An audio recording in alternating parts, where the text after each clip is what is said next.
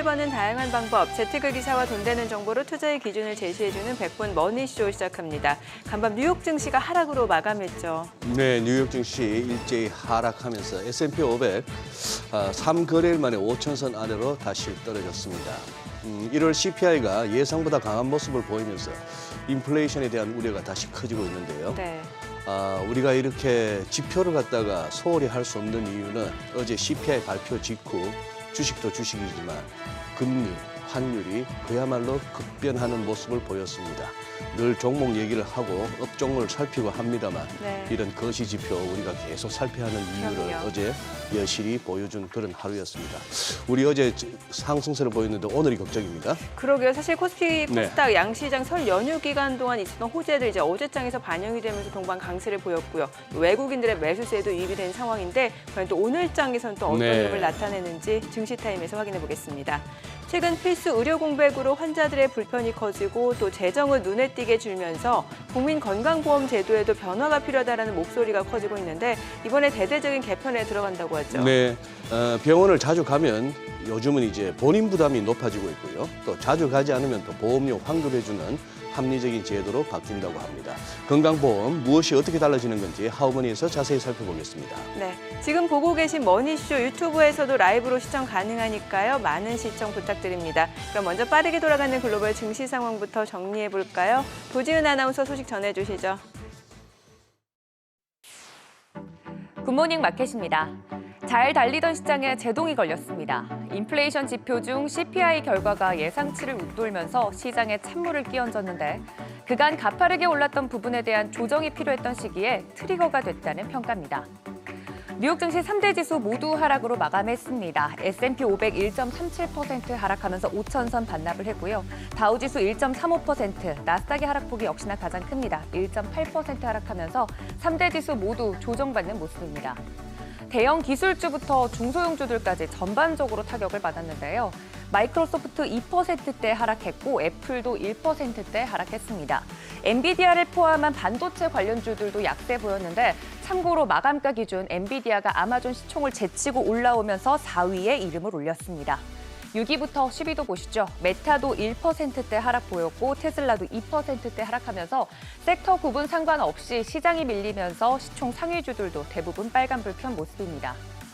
아마도 시장이 바라던 이상적인 데이터는 추세적으로 인플레이션이 잡혀가고 있고 이를 확인한 연준이 조금이라도 금리 인하 시기를 당겨주지 않을까 하는 부분이었는데 이번 CPI 발표로 또 한 번 기대감이 꺾였습니다.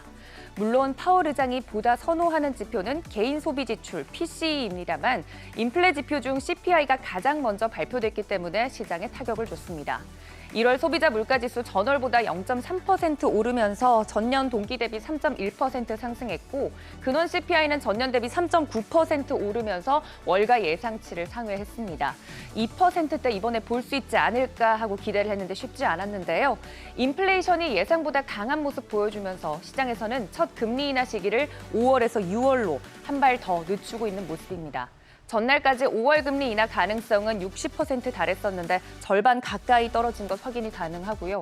6월의 가능성이 50%대 이상으로 올라왔습니다. 지표 영향으로 국채금리 급등했습니다. 10년물 국채 수익률 튀어 오르면서 4.3%대, 2년물도 4.6%대까지 올라섰습니다. 이처럼 CPI 발표로 시장이 타격을 받는 모습이지만 데이터 발표 전부터 그간 많이 올랐던 시장에 대해서 조정 가능성은 굉장히 자주 언급되던 상황입니다. 최근 차익 실현에 대한 욕망이 커지면서 기술주 위주로 선물 시장에서부터 하락세 보이다가 정규장 들어서면서 매도세가 보다 강화됐는데요. 특히 S&P 500이 5천선 넘어서면서부터 심리적으로나 기술적으로나 부담스러운 과매수 구간은 맞다는 것이 전문가들의 의견이었습니다. 지난주 월가 대표 강세론자죠. 톰리가 조정 가능성을 경고한 바 있었습니다.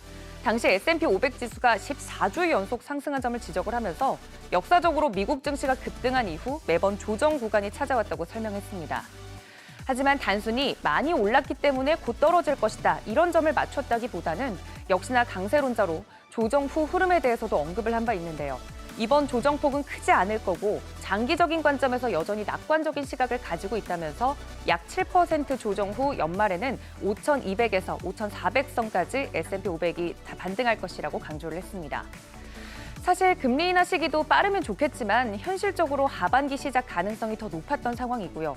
인플레 지표가 예상과 다르다고 해서 다시 인플레이션이 치솟는다거나 경기 침체를 걱정할 만한 수준은 결코 아닙니다. 되려 글로벌 투자자들은 기초 경제 회복력에 대한 확신을 가지면서 소프트 랜딩을 넘어서 노 랜딩에 대한 예상도 커지고 있는 상황입니다. 이번 CPI 보고서를 연준이 어떻게 해석하고 또 발언할지가 중요해 보이는데요. 귀속 임대료와 개인 소비 지출의 물가 상승세가 탄탄한 경기와 고용에도 더 완만해질 수 있는지 앞으로 데이터의 추세 확인은 당연히 필요할 테고 특히 이번 주 15일에는 소비와 관련된 데이터, 소매 판매 지표 일정이 잡혀 있습니다. 해당 일정과 더불어서 이번 CPI 결과를 보고 나오는 연준 위원들의 발언 일정도 변동성을 대비하는 차원에서는 눈여겨보시면 좋겠습니다. 지금까지 굿모닝 마켓이었습니다.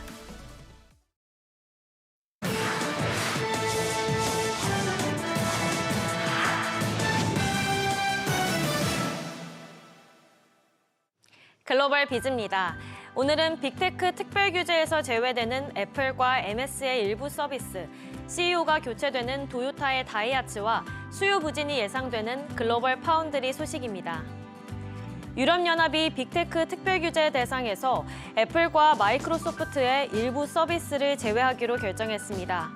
현지 시간 13일 블룸버그 통신에 따르면 EU 집행위원회는 애플의 문자 서비스인 아이메시지와 MS의 온라인 검색 엔진 빙, 브라우저 엣지, 자체 온라인 광고 서비스 등 4개 서비스는 디지털 시장법의 게이트키퍼 적용 대상에서 제외한다고 밝혔습니다. 작년 9월 DMA 발효 당시 애플과 MS는 구글, 메타 등과 함께 게이트키퍼로 지정됐는데요. 하지만 두 회사는 자사 서비스 일부가 시장 지배력을 남용할 만큼의 정량적 요건을 충족하지 않는다며 이의를 제기한 바 있습니다. 심층 조사 결과 집행위는 해당 서비스들이 게이트키퍼 요건을 충족하지 않는다고 본 것으로 풀이됩니다. 도요타 자동차의 자회사 다이하츠 공업이 3월 1일자로 신임 사장의 도요타의 이노우에 마사히로 중남미 본부장을 임명했다고 로이터 통신이 현지 시간 13일 보도했습니다. 앞서 다이하츠는 지난해 12월 20일 35년 동안 신차에 대한 품질 인증 시험을 실시하는 과정에서 174건의 부정을 저질렀다는 조사 결과를 발표했습니다. 현장 직원들은 개발 기간이 계속 단축되는 가운데 시험을 통과하지 못하면 양산 일정에 큰 차질을 주기 때문에 부정을 저질렀다고 밝혔습니다. 그래서 다이하츠 측은 지난 9일 신차 개발 기간을 늘리는 내용 등을 포함한 재발 방지 대책을 국토교통성에 제출했습니다. 그리고 국토교통성이 문제 없다고 판단한 차종부터 순차적으로 생산 재개를 시작했는데요. 다만 대표 차종, 탄토 등의 생산 재개 일정은 미정입니다. 이노우의 신임 사장 체제 하에서는 재발 방지를 위한 쇄신과 신뢰 회복을 목표로 조직 문화를 꾸려갈 계획입니다. 반도체 제조업체 글로벌 파운드리가 1분기 매출액이 시장 예상치를 밑돌 것으로 예상하고 있습니다. 현지 시간 13일 로이터 통신에 따르면 글로벌 파운드리는 일부 고객이 반도체 칩 재고를 정리하고 현재 자사가 제공하지 않는 고급 제조 공정을 선택함에 따라 수요가 부진할 수 있다고 밝혔습니다. 특히 통신 인프라 및 데이터 센터와 같은 고객들이 기존의 칩 재고를 줄여왔는데요. 또한 어드밴스드 마이크로 디바이시스, 스마트폰 칩 대기업 퀄컴 등은 글로벌 파운드리가 지원하지 않는 한 자릿수 나노미터의 노드로 이동하고 있습니다. 이에 따라 글로벌 파운드리의 토마스 콜피드 CEO는 올해 전망에 대해 신중한 태도를 유지할 것이며 거시경제 지표를 모니터링해 수요 개선 신호를 면밀히 파악할 것이라고 밝혔습니다. 미국 제약사 바이오젠이 2024년 매출이 보합세를 이룰 것으로 예상하고 있습니다. 현지 시간 13일 로이터 통신에 따르면 의약품 경쟁이 치열하고 새로운 치료제인 척추근 위축제 스핀라자의 매출도 예상치를 빗나가면서인데요. 그에 따라 바이오젠의 주가는 7% 넘게 하락했습니다. 현재 바이오젠은 일본 제약회사 에이사이와 함께 개발한 알츠하이머 치료제 레켄비 등을 포함하여 새로운 의약품에 집중하고 있는데요. 두 회사는 매출 증대를 위해 미국 레켄미 판매 인력을 30% 늘릴 계획이라고 밝혔습니다. 레켄비의 판매 호조가 바이오젠에 긍정적인 영향을 미칠 수 있을지 주목됩니다. 슈퍼볼 시청자 수가 1억 2,300만 명을 기록했던 파라마운트 글로벌이 약 800명의 인원을 감축합니다. 로이터 통신은 현지 시간 13일 밥 바키시 CEO가 직원들에게 보낸 메모를 인용해 비용 절감의 필요성으로 구조조정을 추진하고 있다고 보도했습니다. 해고는 미국 내외에 있는 일부 직원들을 대상으로 이뤄질 것이라 합니다. 해당 소식으로 파라마운트의 주가는 4% 이상 하락했습니다. 현재 미디어 산업은 OTT 등 미디어 환경의 변화와 작년 할리우드 파업의 영향으로 어려움을 겪고 있는데요. 그에 발맞춰 탑건, 미션 임파서블 시리즈 등을 제작한 파라마운트 역시 가장 수요가 높은 영화와 시리즈에 자원을 집중할 것이라 밝혔습니다.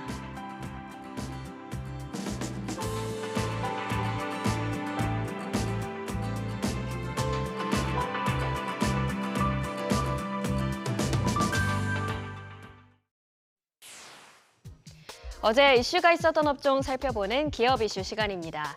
연휴를 마친 우리 증시는 어제 기분 좋게 상승세를 이어갔습니다. 특히 반도체 관련주의 활약이 돋보였는데요. 첫 번째 특징주 AI 반도체 관련주 살펴보겠습니다. 반도체 업계가 챗GPT의 아버지 샘 올트먼 오픈AI 최고 경영자의 행보에 주목하고 있습니다. 올트먼이 자체 AI 반도체를 생산하기 위해 5조에서 7조 달러, 우리 돈으로 최대 9,300조 원에 가까운 투자 유치에 나섰는데요. 예를 들어 아랍에미리트 대통령의 동생을 만나 오일머니 확보에 나섰고 대만의 TSMC, 일본의 소프트뱅크, 한국의 삼성전자 등과 논의하고 있습니다. 7조 달러는 마이크로소프트와 애플의 시가총액을 합친 것보다도 큰 천문학적인 규모인데요. 어제 온디바이스 AI와 CXL 등 AI 반도체 관련주가 날개를 달았습니다.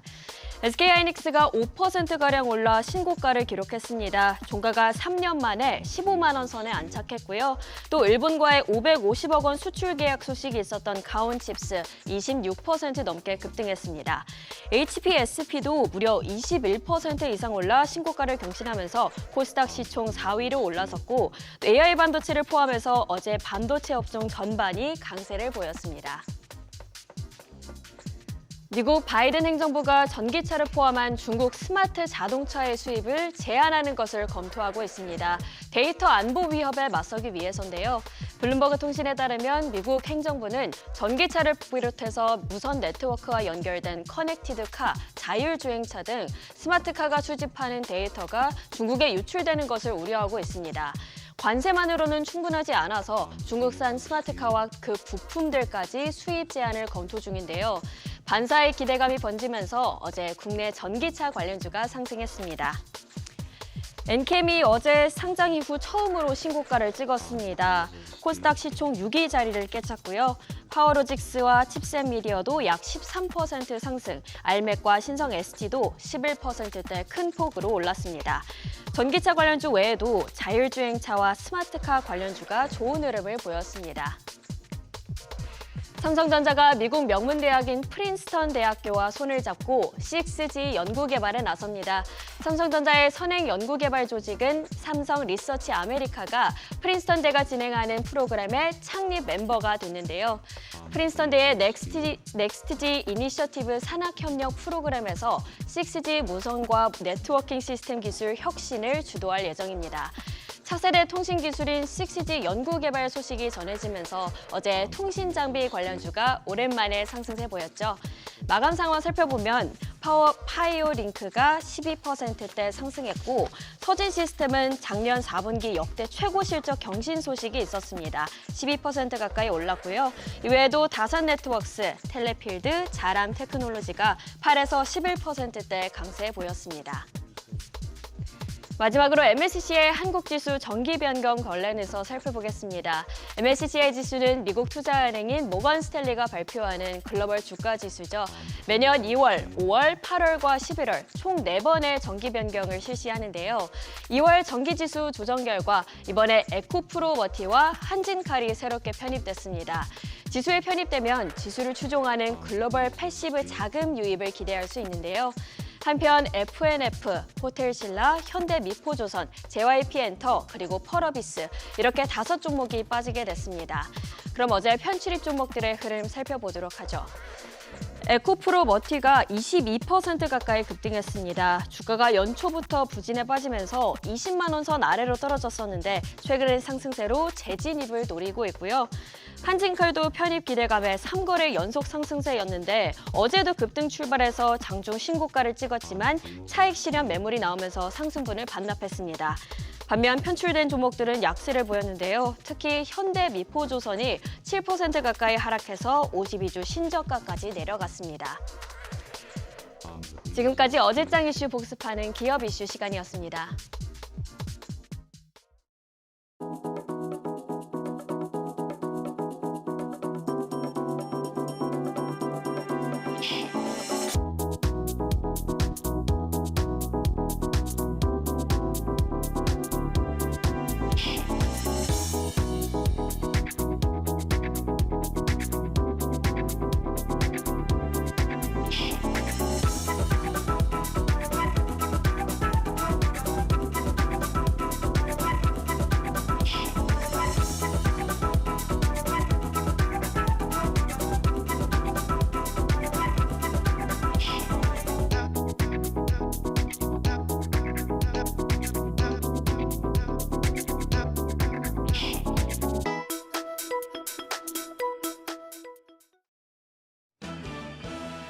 어제 우리 시장 연휴 전 호재들을 일제히 반영하며 크게 올랐습니다.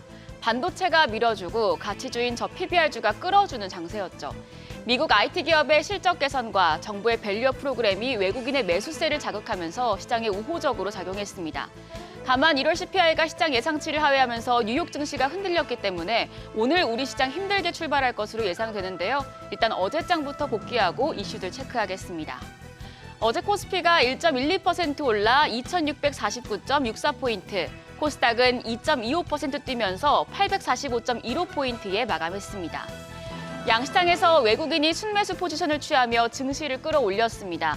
유가 증권시장에서는 외국인이 9,544억 원 매수 우위, 여기에 기관도 4,920억 원 순매수했습니다. 개인 투자자만 1조 4천억 원이 넘는 대량의 매도세를 보였는데 이 외국인과 기관의 매수에 시장은 상승세를 유지했고요. 코스닥 시장에선 외국인만 홀로 2,595억 원 순매수하며 시장의 상승을 견인했습니다. 시가총액 상위 종목 마감 상황입니다. 반도체와 저 PBR 관련 대형주들이 좋은 흐름을 보였습니다. 특히 SK하이닉스가 5.04% 올라서 52주 신고가를 경신했고 3년 만에 15만 원에 마감했습니다. 여기에 삼성전자도 1.48% 상승해서 종가 75,200원이었습니다. 연휴 동안 나왔던 ARM의 호실적과 초공격적인 가이던스가 반도체 업종, 특히 AI 반도체 관련 투자 심리를 급격히 향상시킨 영향이었는데요. 그래서 코스닥 시총 상위 종목 중에서도 반도체 소부장주인 HPSP가 21.14% 올라 종가 59,300원, 리노공업이 8.42% 올라 21만 9천 원에 장을 마쳤습니다. 엔캠은 상장 이후에 첫 상한가를 기록하면서 마감가 26만 7,500원이었고요. 세트리온 제약을 제치고 시총 6위까지 올랐습니다. 코스닥 영향력이 큰 에코프로비엠과 에코프로가 1, 2%대 약세를 보였지만 나머지 종목들이 급등을 하면서 코스닥 지수를 끌어올렸습니다. 환율은 CPI 발표를 앞두고 10전 내린 1,328원 10전에 마감을 했는데요. 예상치를 하회한 CPI 발표에 오늘은 다소 환율이 오를 가능성이 큽니다. 오늘 뉴욕 증시가 부진하긴 했지만 앞서 AI 대장주인 엔비디아가 시총 3위를 터치하고 또 ARM 주가가 급등한 데다 오픈 AI 샘 올트먼 CEO의 AI 칩 투자 소식까지 전해지면서 국내 증시에서는 AI 관련주가 그 어느 때보다 주목받고 있습니다. 온 디바이스 AI 테마 어제 강한 시세를 냈는데요. NH투자증권은 AI 모멘텀을 길게 보고 AI가 대중화된 시점에서 성장할 수 있을 것으로 예상되는 기업에 관심을 기울일 필요가 있다고 밝혔습니다. 온 디바이스 AI 기기 확산으로 UI, 즉 사용자 인터페이스와 입력 장치가 변화하고 있습니다. 앞서서 PC가 등장을 했을 때는 키보드와 마우스를 조작해서 입력하는 방식이었고 이제 스마트폰이 나오면서 터치형으로 바뀌었었죠. 그리고 여기서 한 발 더 나아가서 AI가 대중화된 시기에는 AI 기기에 키워드를 검색하기보다는 말이나 동작으로 궁금한 점을 질문하는 형태로 바뀌게 됩니다. 그래서 중장기적으로 봤을 때 음성과 제스처 연관 업종에 주목해 볼 필요가 있다는 분석인데요. 관련주로는 삼성전자와 리노공업, LG 이노텍, 네이버와 셀바스 AI를 제시했습니다. NH투자증권은 아직 관련주에 AI 기대감이 반영돼 있지 않기 때문에 애플의 AI 기기 출시 가능성을 고려했을 때 이 애플 관련주도 예의주시할 필요가 있다고 밝혔습니다. AI 관련주와 동시에 저 PBR주도 계속해서 눈여겨볼 필요가 있습니다. 특히 더블 배당을 받을 수 있는 은행주를 주목하라는 조언이 나옵니다. 올해 들어서 KRX 은행 지수가 15.9% 상승을 하면서 코스피 수익률을 17.2%포인트나 상회했는데요. 교보증권은 배당주로서 은행주의 매력이 올해도 지속될 전망이라며 올해는 긍정적인 주가 흐름을 즐길 시간으로 판단된다고 밝혔습니다. 특히 4대 금융지주사의 경우 다음 달 말까지 주식을 보유하고 있으면 분기 배당까지 더블 배당을 노려볼 수 있습니다. 신한금융지주의 결산 배당 기준일이 이달 23일, 그리고 KB와 하나, 우리금융지주는 28일과 29일로 이때까지 주식을 보유하고 있으면 결산 배당을 받을 수 있습니다. 이제 시가 배당률이 우리는 4.5%, 하나가 3.6%, KB가 2.5%, 신한이 1.2% 수준이고요. 주식을 매수한 후에 다음 달 말까지 보유한다면 분기 배당까지 기대할 수 있으니 참고하시면 좋겠습니다.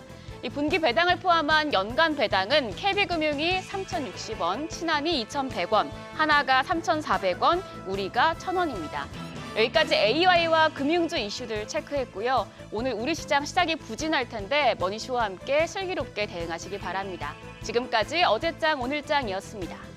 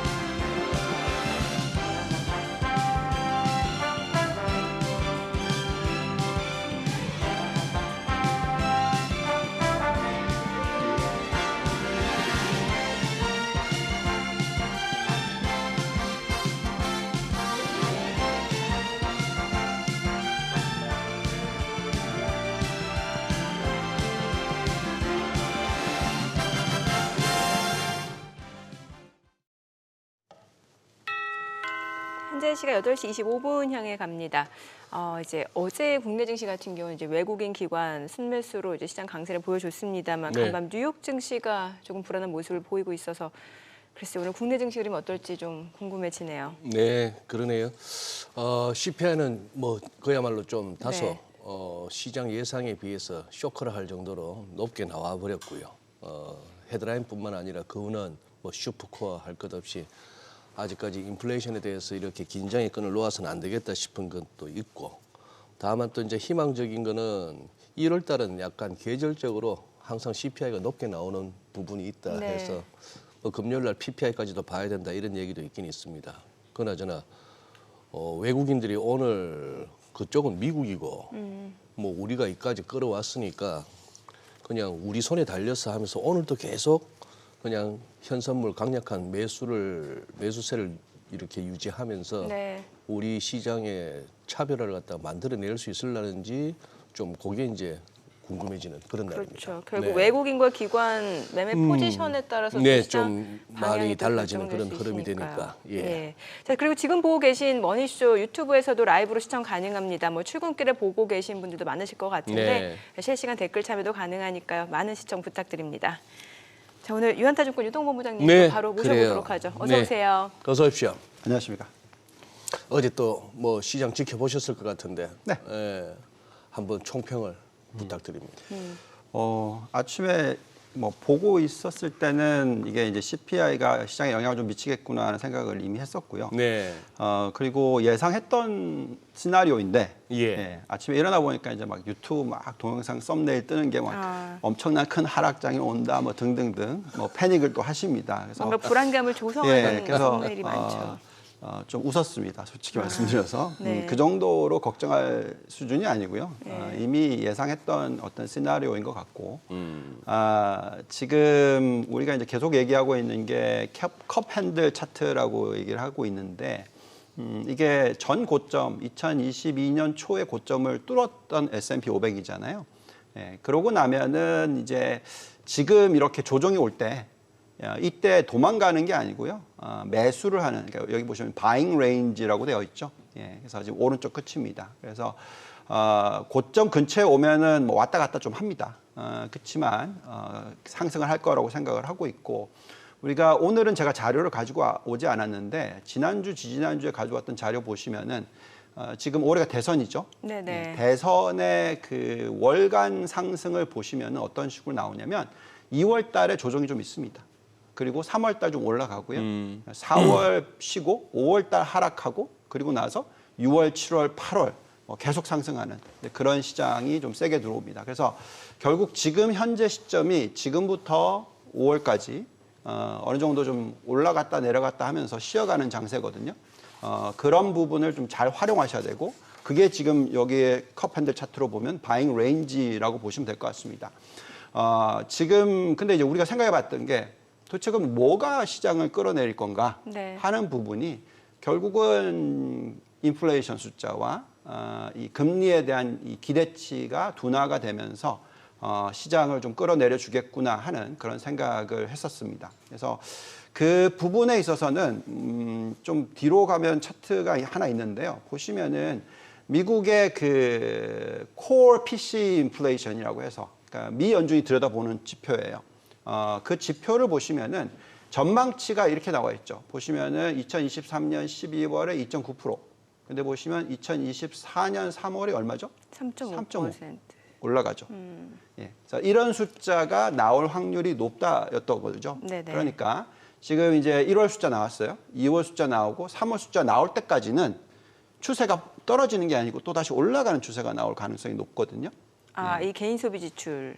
아니요, PC 인플레이션이라고 해서 예. 그러니까 이게 인플레이션이고 미 네네. 연준이 들여다보는 근원 인플레이션입니다. 네, 그러니 개인 소비 지출 맞죠? 네, 맞아요. 그래서 이 관련해서 이 부분이 올라갈 수 있을 확률이 있다라는 부분을 지금 사람들이 생각하는 거고요. 그렇기 때문에 시장이 좀 조정이 있을 수 있는 부분을 말씀을 드리고 있는 겁니다. 그렇지만 그 이후에 계속해서 하락할 수 있을 가능성이 또 높아지거든요. 네. 그래서 이제 아까 소장님께서 말씀하셨던 게 계절적인 요소, 그런 부분들 때문에 1월, 2월, 3월 숫자는 빠지는 게 아니고 올라가는 숫자가 나올 수 있을 확률이 높기 때문에 그게 이제 시장에 좀 두려움을 가져다 준다라고 말씀을 드립니다. 자, 그렇지만 이제 중요한 부분은 장기적으로 놓고 봤었을 때 인플레이션이 계속해서 하락할 거다. 장기적으로.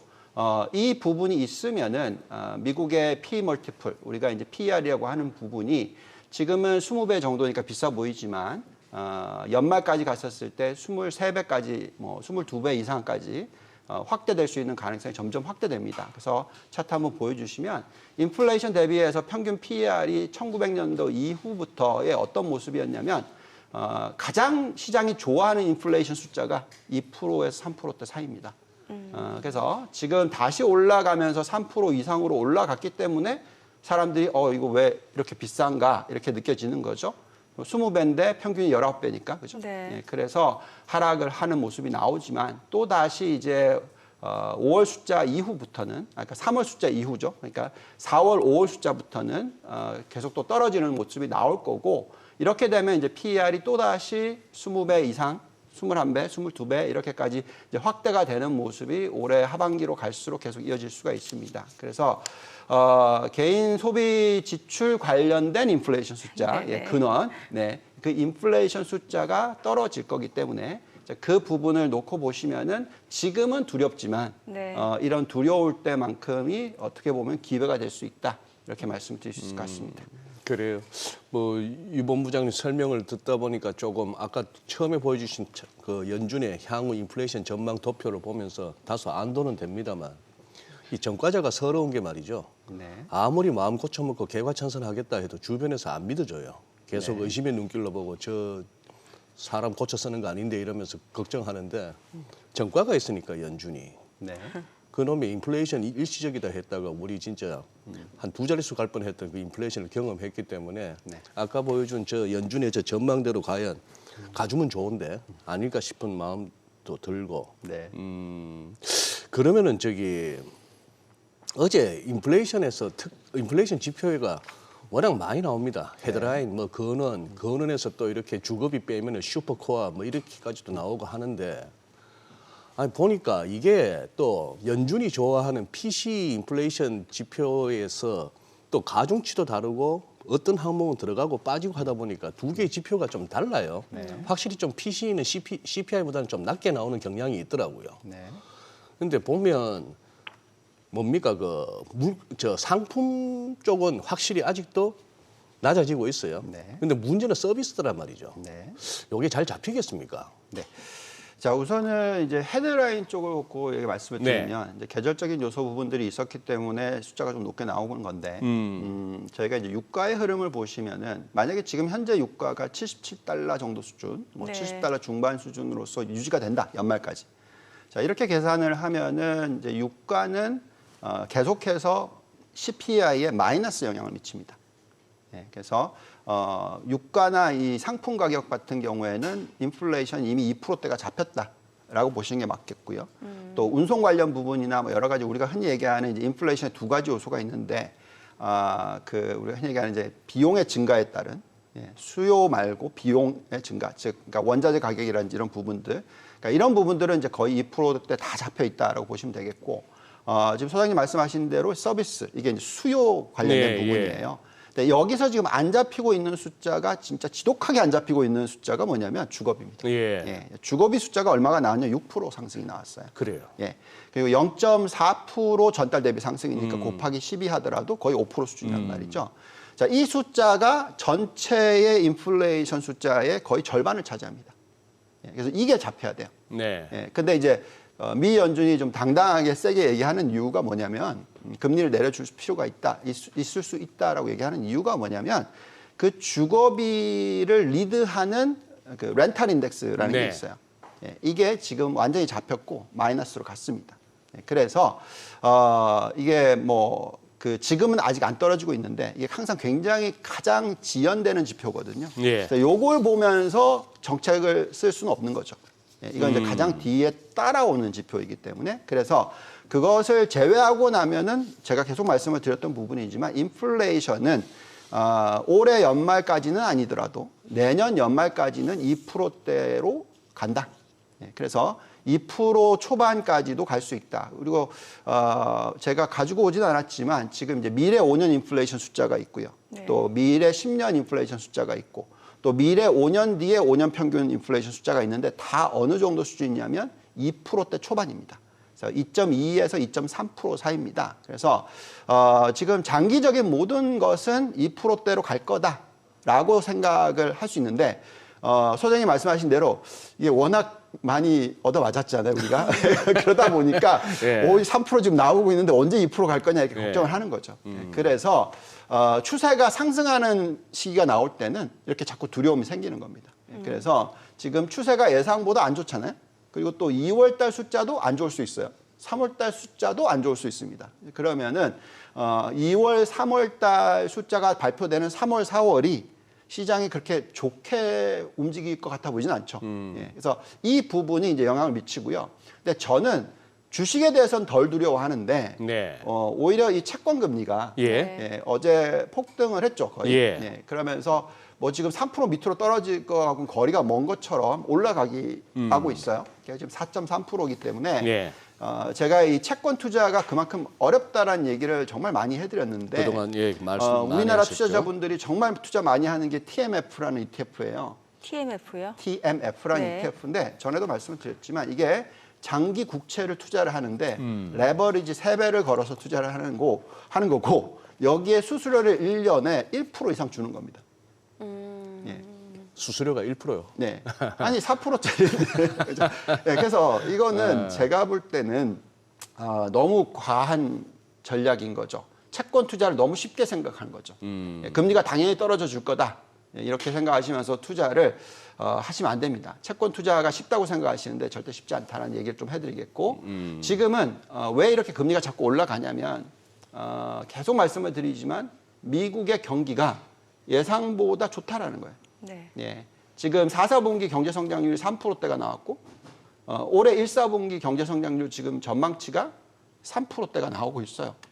그러면 이렇게 높은 전망치에 플러스 2% 인플레이션 집어넣는다 하더라도 3%인데 그러면 금리가 얼마죠?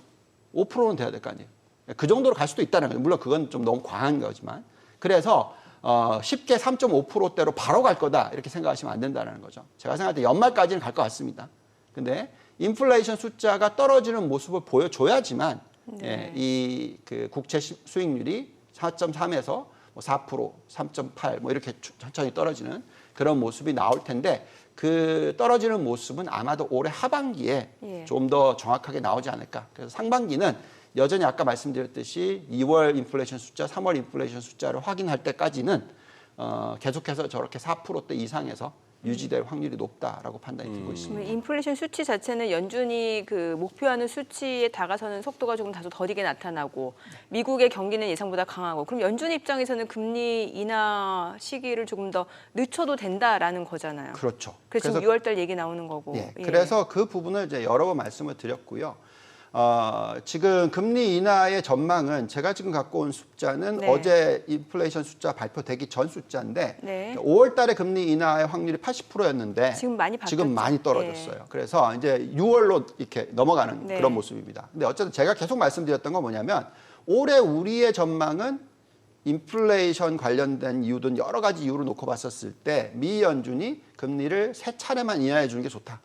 한 75bp 예. 정도요. 그래서 뭐 5월 달에 시작하든 6월 달에 시작하든 네. 한번 하고 쉬고 한번 하고 쉬고 한번 하고 이런 식으로 이렇게 천천히 떨어뜨려 주는 그런 게 좋다라고 생각을 하고 있고요. 다행스러운 거는 이제 시장도 그렇게 전망이 바뀌어가고 있습니다. 지금 한번 보시면은 2024년 말까지의 금리 인하 전망이 얼마나 강했었냐면 최소 1.25에서 많이는 1.75%까지 금리 인하할 거다. 올해 연말까지. 맞아요. 이렇게 전망하던 게 이게 지금 인플레이션 숫자 발표되기 전에 나온 숫자인데 0.75 우리가 예상하는 거하고 똑같은 그리고 조금 더 과하게 보면은 1.5까지 이렇게 지금 보고 있는데 아마 이것도 또 바뀌었을 겁니다. 그래서 기본적으로 3차례만 인하하는 게 전체적인 추세이지 않을까 이렇게 생각하고 있고요. 네. 저희는 왜 이게 좋은 모습이냐면 너무 경기가 괜찮은데 굳이 금리를 빨리 많이 떨어뜨려 버리면 이게 이제 유동성 과잉이 되면서 거품이 만들어지고요. 거품이 만들어지면 인플레이션을 자극하게 되고요. 그래서 인플레이션이 제대로 잡히지도 않은데 또 다시 올라갈 수 있는 모습이 되거든요. 그럼 이게 거품 그리고 붕괴 이렇게 연결이 될 수가 있습니다. 그래서 그런 모습이 되지 않기를 바랬고 미 연준도 그걸 잘 알고 있기 때문에 아마도 금리를 좀 천천히 내려줄 것이다. 많은 분들이 걱정했던 거는 FOMC 미 연준이 지금 이제 대선이 11월 달에 있으니까 자꾸 민주당의 압력을 받아서 네. 파웰 의장이 계속 뭐 자리를 유지하기 위해서 금리를 더 많이 세게 내리는 거 아니냐. 왜냐하면 자꾸 민주당은 금리 많이 내리라고 자꾸 압력을 넣고 있거든요. 그래서 이쪽에 좀 흔들리지 않을까 이런 걱정을 하시는 것 같은데 그럴 것 같아 보이지는 않습니다. 예. 이건 지금 현재 이런 숫자가 나오고 있는데 여기다 놓고 금리를 갖다가 1.5%나 내릴 중앙은행은 제가 볼 때는 그런 은행은 없을 것 같다 정도로 보시고 아마 올해 아무리 많이 내려야 한 3번 정도 내려줄 것 같다. 예. 이 정도로 저희는 보고 있고 그렇다면 거품은 아니고요. 적절한 어떤 정책이다. 미 연준이 물론 3년 전에는 정말 잘못했죠. 그리고 2년 전까지만 해도 굉장히 실수를 많이 했지만 최근 2년 동안에는 참 잘하고 있다라고 저희는 생각하고 있고 네. 그런 식으로 아마 금리를 좀 천천히 내려주지 않을까 이렇게 생각을 하고 있습니다. 어쨌거나 오늘도 우리 유동훈 본부장께서 톱니를 이기셨습니다. 아까 굿모닝 마켓에서 톱니의 뷰가 잠시 소개됐는데 뭐 연말에 가면은 지금보다 더 높은 강세장으로 마감될 거라고 했지만 지금은 좀 다소 한 7% 정도의 조정 이렇게 예상한다 했는데 네. 톱니를 제끼셨어요. 그러니까 자꾸 지금- 그렇게 몰아가지 말아주시고 죄송합니다, 소장님. 아니 그게 네, 아니고 네. 그래 유 본부장님 네. 그 유본부장님 그 롱뷰는 이렇게 여전하신데 네. 단기적인 관점에서 말이죠. 네. 뭐 장기적인 뷰만 듣는다고 한다면 뭐 매주 우리가 유본부장님한테 들을 내용은 큰 차이가 없을 거고 네. 지금 이렇게 어느 정도 과매수 국면 네. 그리고 누구나 인정하는 포모 증세가 미국이나 우리나 할 것 없이 있었고 네. 이런 상황에 그리고 이렇게 무슨 뭐 AI 관련주 엔비디아만 하더라도 와 어제 장중에 전일 대비 플러스까지 돌았어요. 네.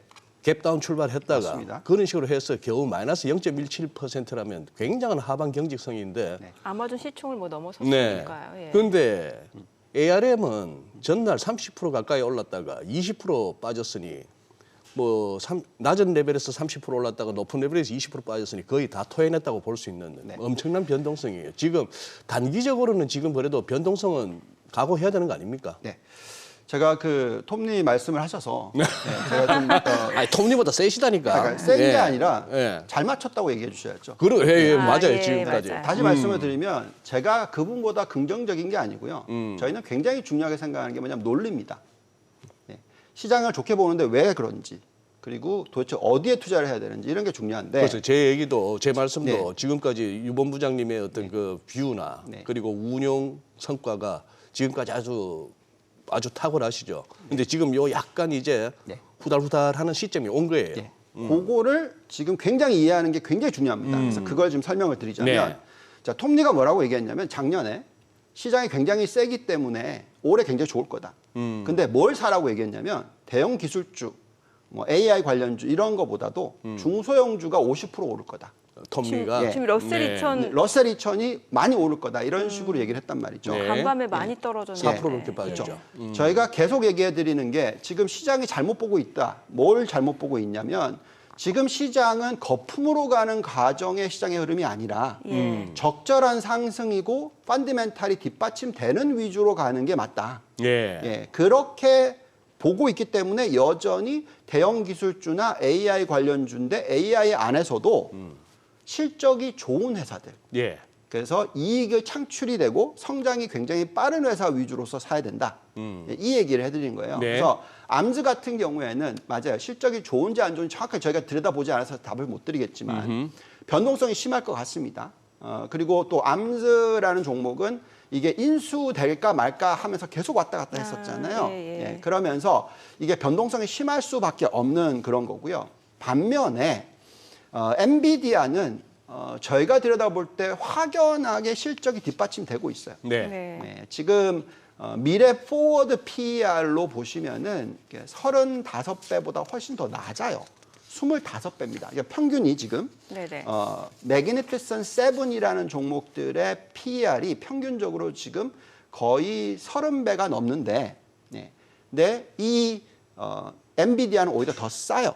네. 여기다가 이익 증가율이 훨씬 높습니다. 네, 그래서 우리가 그런 종목들을 좋아하거든요. 또 다른 종목 얘기해 드릴까요? 저희가 가장 잘 골랐다고 생각하는 종목 중에서 SMCI라고 있어요. 슈퍼 마이크로 컴퓨터스라는 종목. 네네. 어제 그 하락장에서 플러스 2.4% 상승했어요. 그러니까 근데 이 종목이 얼마나 오른 종목이냐면 아까 보여드렸던 암스 이렇게 50% 폭등한 게 아니고요. 지난 한 6개월 동안에 200% 올랐습니다. 이런 식으로 쭉 오르는 뭐 이런 식의 SMCI. 그런데도 올라요. 그러니까 왜 그러냐면 펀더멘탈이 뒷받침됩니다. 그래서 이 종목을 들여다봤더니 PER이 굉장히 빠르게 떨어진다는 말이죠. 지금 네. 25배가 앞으로 3년 뒤에는 15배로 떨어진다.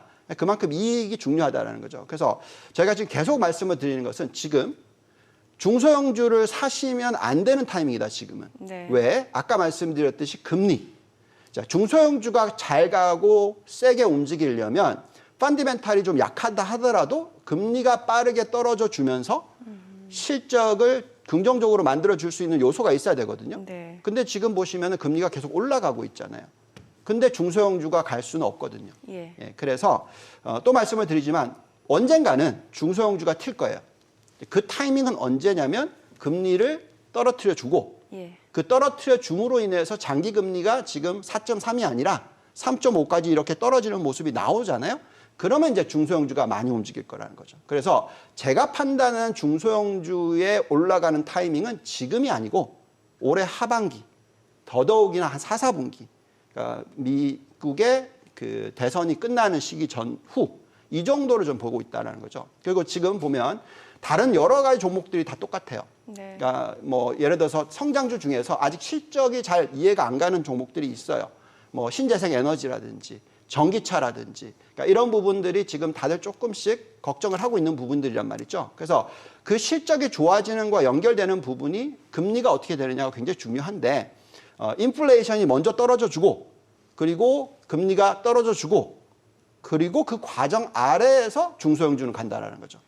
근데 대형 기술주와 실적이 뒷받침되는 종목들은 금리가 3%든 4%든 5%든 전혀 상관이 없는 거죠. 왜? 걔네들은 지금 계속해서 성장을 뭐 부채 비율도 낮고 예, 워낙 펀디멘털이 튼튼하기 때문에 그렇습니다. 그래서 지금 어쨌든 S&P 500의 시즈널리티를 보시면은요. 이 차트 한번 좀 올려주시면 생각보다 강한 해가 맞습니다. 지금 어떤 모습을 보여주고 있냐면은 저기 빨간색이 지금 현재인데요. 가장 위의 차트를 쫓아가고 있습니다. 그죠? 까만색, 가장 위에 있는 차트를. 근데 그 가장 까만색의 차트의 움직임도 보시면은 조금 있으면 이렇게 조정이 좀 받죠. 조정받고 언제까지? 거의 한 60일 때까지. 그러니까 뭐 2월 달이 조정을 받고 다시 이제 3월 이후에 상승을 하기 시작할 거다. 이렇게 지금 계절적으로 예상이 되고 있는데, 저 위에 있는 차트가 뭐냐면은 연간 수익률이 18% 이상이었던 S&P 500 흐름의 평균치입니다.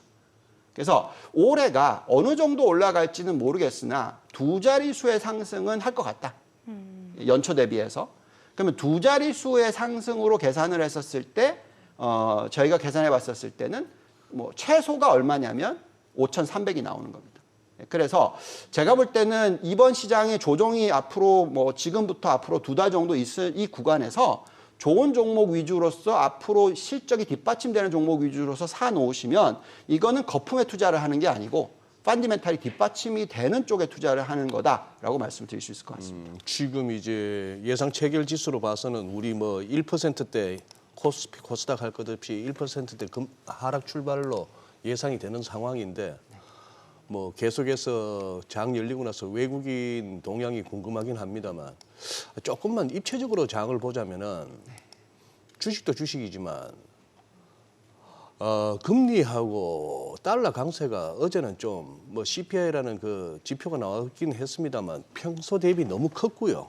그리고 빅스도 그냥 뭐 윗꼬리는 달렸습니다만 빅스도 많이 뛰고, 그리고 달러가 그렇게 강해지는데도 불구하고 유가도 안 밀리고 오히려 상승 마감이더란 말입니다.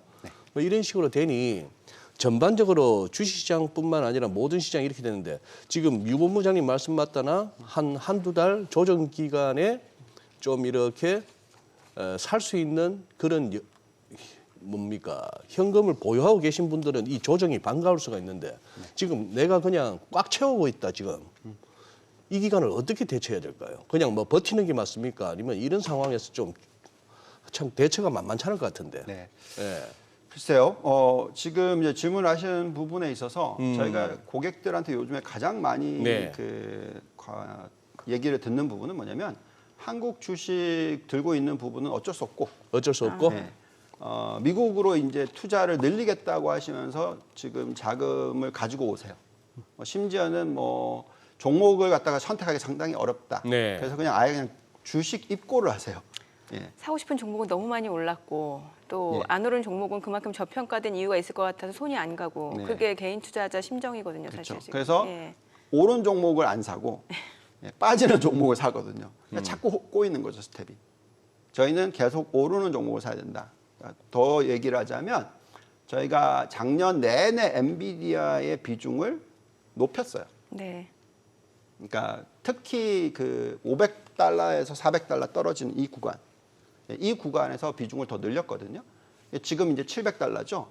여기서 그러면은 많이 올랐으니까 던져야 되냐? 절대 아닙니다. 저희는 오히려 더 많이 들고 가면 들고 갔지 뭐 털지는 않을 거다. 지금 현재 시점에서 이런 전략인 거죠. 그래서 계속 말씀을 드립니다만 지금 현재 시점에서 그 AI 사이클 그리고 이 엔비디아가 지금 리드하고 있는 AI 하드웨어를 깔고 있는 그 사이클. 글쎄요, 뭐 두고 봐야 알겠지만 아직까지는 고점은 아니다라고 말씀을 드리고 있고, 자, 그렇다면 이제 한국과 미국의 차이점으로 봤었을 때 그럼 어떻게 대응해야 되느냐? 네.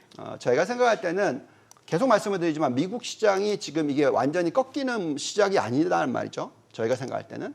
그리고 앞으로 2년, 3년 가까이는 상승하는 추세라면 미국이 조정을 받을 때 한국이 조정을 받죠. 좀 더 세게 받을 수 있죠.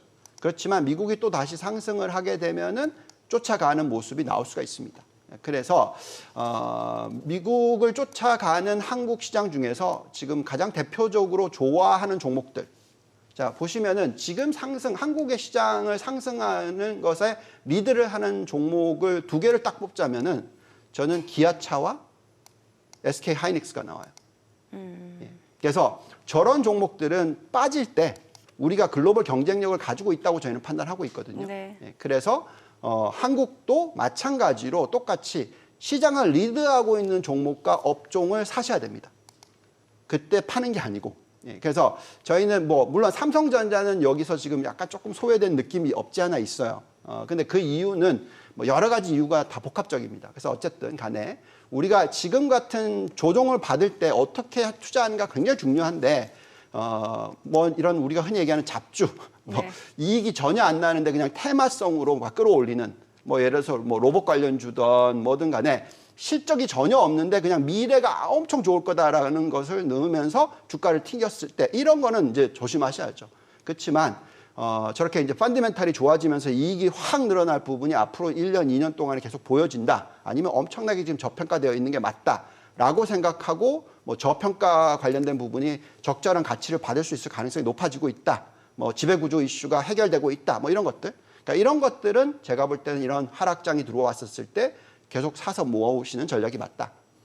그리고 또 어떻게 보면은 한국이 운이 좋다고는 하지만 그래도 여전히 사실 미국의 중소형주를 좀 쫓아가죠. 네. 러셀 2000의 움직임을 상당히 많이 쫓아가실 거예요. 그래서 아마 한번 좀 구해보시면 그게 비슷할 것 같아요. 그러니까 미국의 중소형 러셀 2000 인덱스와 코스피의 움직임을 좀 같이 한번 통계적으로 한번 해보시면 비슷하게 움직이네? 이런 느낌을 좀 받으실 수가 있어요. 그럼 무슨 얘기죠? 금리에 예민하다는 얘기입니다. 미국의 금리가 어떻게 되느냐에 따라서 우리나라도 자꾸 영향을 받습니다. 네. 그래서 저희가 생각할 때 근데 어쨌든 또 말씀드리지만 3월 수치 이후 인플레이션 숫자는 떨어질 것이다. 4월, 5월 달 숫자는. 그러면 우리나라 시장도 그때 네. 다시 올라갈 수 있는 그런 환경이 계속 만들어질 수 있을 것 같다. 그리고 그 과정에서 하락폭이 덜할 거는 계속해서 대장주들, 지금 업종이 좋아지는 쪽에 투자 초점을 맞추셔야 되는 게 아닌가 이렇게 말씀을 드리겠습니다. 알겠습니다. 자, 지금 시각 8시 54분 향해 갑니다. 오늘 양시장 호가 상황 체크해 보겠습니다. 먼저 코스피 예상 체결지수부터 확인해 보죠. 오늘 1.4% 하락이 예상되고요. 아무래도 뉴욕 증시 3대 지수도 많이 떨어진 만큼 오늘 국내 증시장에서도 좀 투자 심리가 좀 위축될 수밖에 없는 분위기일 것 같습니다. 코스피가 2,612포인트 예상 체결지수 기록되고 있고요. 코스닥도 1.3% 하락이 예상됩니다. 예상 체결지수는 834포인트입니다. 시가총액 상위 종목 예상 체결가 보겠습니다. 삼성전자 오늘 2% 약세가 예상되고요. 지금 호가에서는 73,400원으로 집계가 되네요. SK 하이닉스도 3% 하락 출발 예상되고 예상 체결가는 145,500원이죠. LG 에너지솔루션 소폭 약세 출발 예상됩니다. 예상 체결가 392,500원. 삼성 바이오로직스도 0.8% 하락 예상되고요. 예상 체결가는 83만 1,000원으로 집계가 됩니다. 현대차도 1.4% 하락 예상되고요. 지금 호가는 24만 5,500원. 그리고 기아가 1.3% 약세가 예상됩니다. 예상 체결가 11만 5,600원이고요. 삼성전자 우선주도 1.7% 하락이 예상됩니다. 예상 체결가는 6만 2,700원. 셀트리온도 하락 출발 예상되죠. 예상 체결가는 18만 5,900원이고요. 포스코홀딩스도 1.9% 약세가 예상됩니다. 예상 체결가는 42만 9,500원. 네이버도 2% 하락이 예상되고요. 예상 체결가는 20만 500원으로 집계가 됩니다. 코스닥 시가총액 상위 종목 예상 체결가도 보겠습니다. 에코프로비엠이 2.7% 약세가 예상되고요. 지금 호가로는 23만 3,000원. 에코프로도 3.4% 하락이 예상되죠. 예상 체결가 61만 3,000원이고요. HLB, HPSP도 3%대 약세가 예상됩니다. 각각 예상 체결가 7만 2,000원, 5만 7,200원이고요. 알테오젠도 2% 하락이 예상됩니다. 예상 체결가 8만 4,800원이죠. 레인보우 로보틱스가 1.2% 하락이 예상되고요. 신성 델타테크, 셀트리온 지약 1% 안팎으로 약세가 예상됩니다. 신성 델타테크 지금 호가는 12만 4,700원이고 셀트리온 지약은 10만 3,200원이고요. 엔캠이 2.8% 약세가 예상되고요.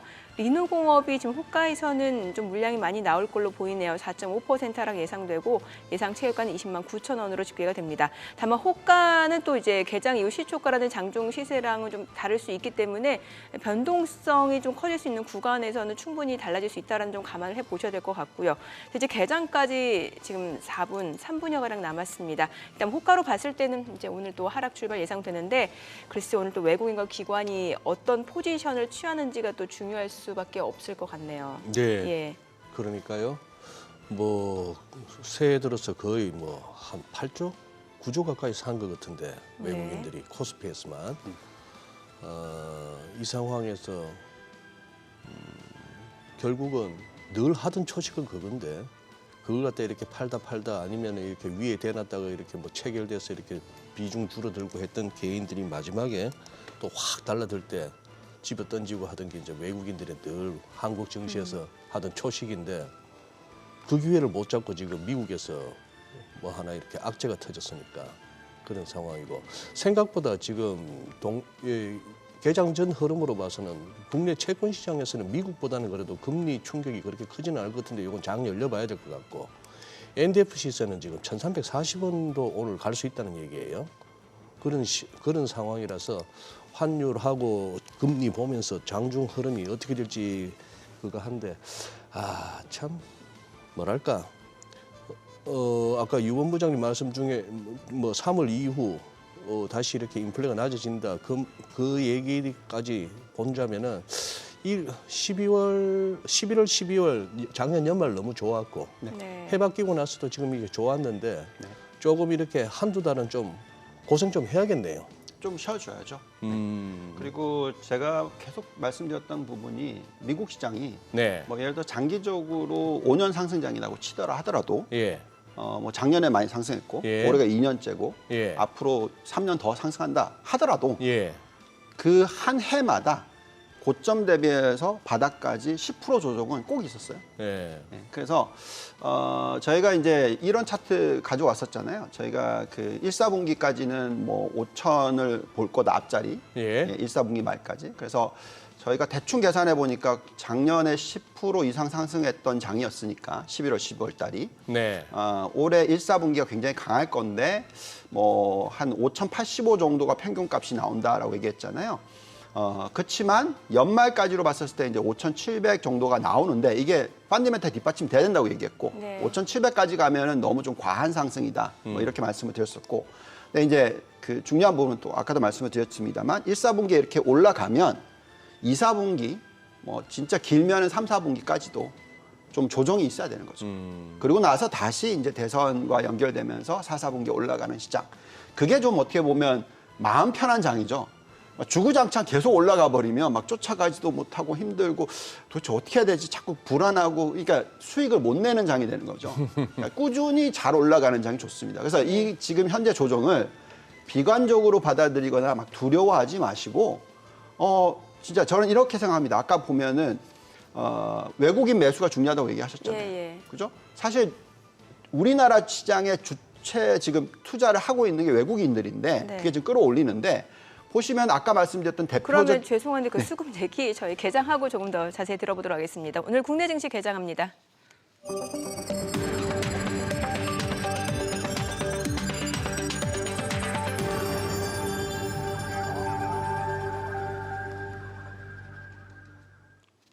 2월 14일 수요일 국내 증시 개장했습니다.